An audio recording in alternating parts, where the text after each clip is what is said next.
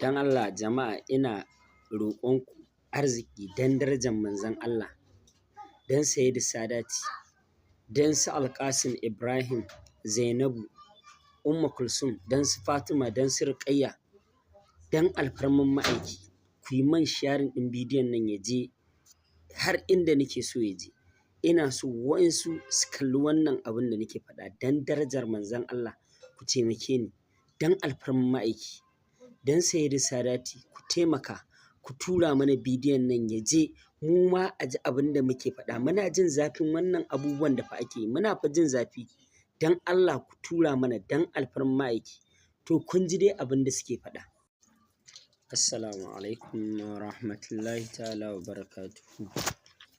Kamar yadda kuke gani, ni ba wai ina ƙalubalantar wannan bawan Allah ba ne akan wancan magana.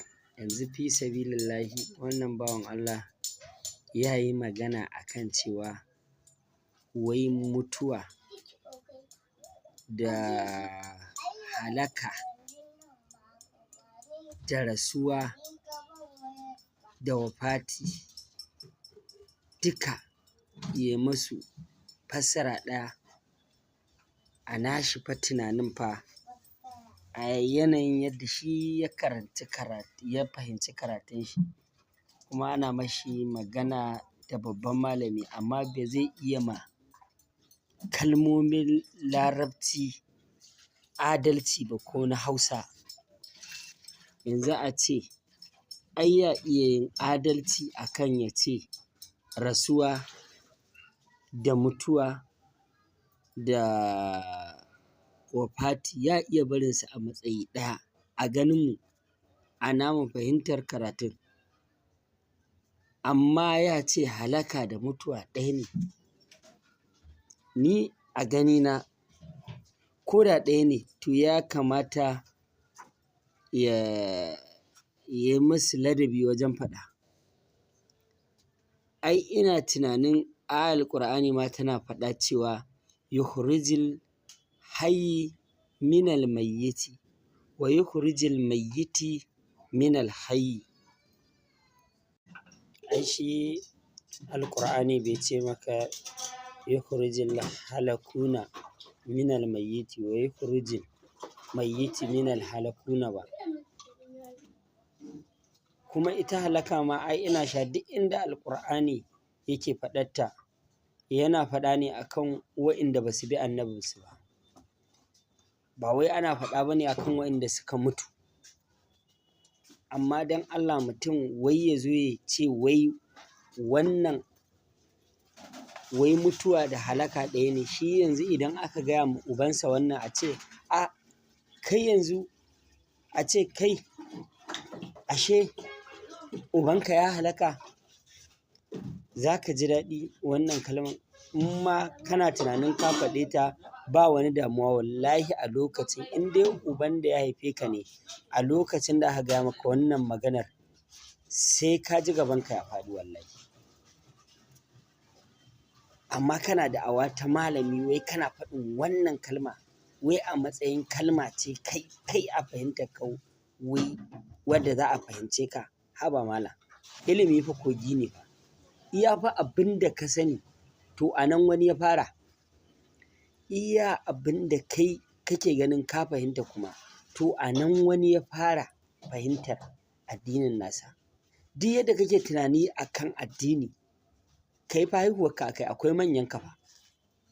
Akwai manyanka waɗanda sun wuce ka a sani amma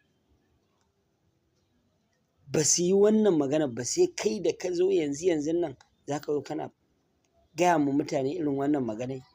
Amma ga ka ga Allah, inda dai Allah shi ya ce zarni wa man khalaqatu wahida.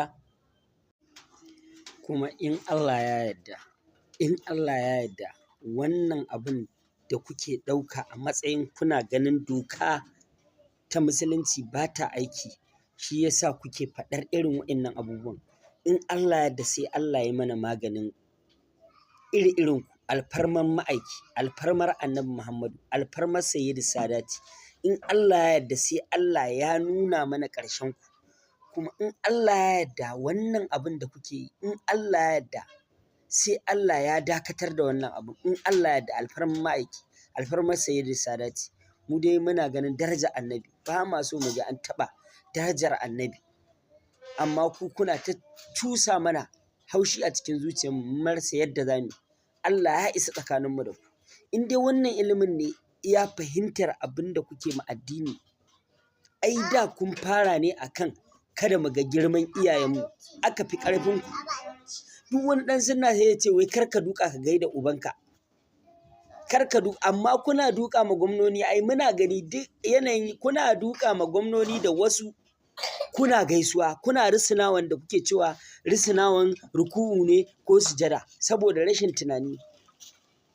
Ba komai, ku je ga ku ga Allah, mun bar ku da Allah. Duk abin da za ku kai, ba ɗan izala ba, ba ɗan ɗariƙa ba, ba ɗan wani shi'a ba ko wani abu, wallahi kowaye duk wanda zai taɓa darajar manzon Allah, wallahi gashi nan ga Allah, gashi ga Allah, Allah ya isa tsakaninmu da ku. Duk wasu wanda suke cima manzon Allah mutunci a yanayin mu'amalarsu ta addininsu, wallahi Allah ya ishe ku, Allah ya isa.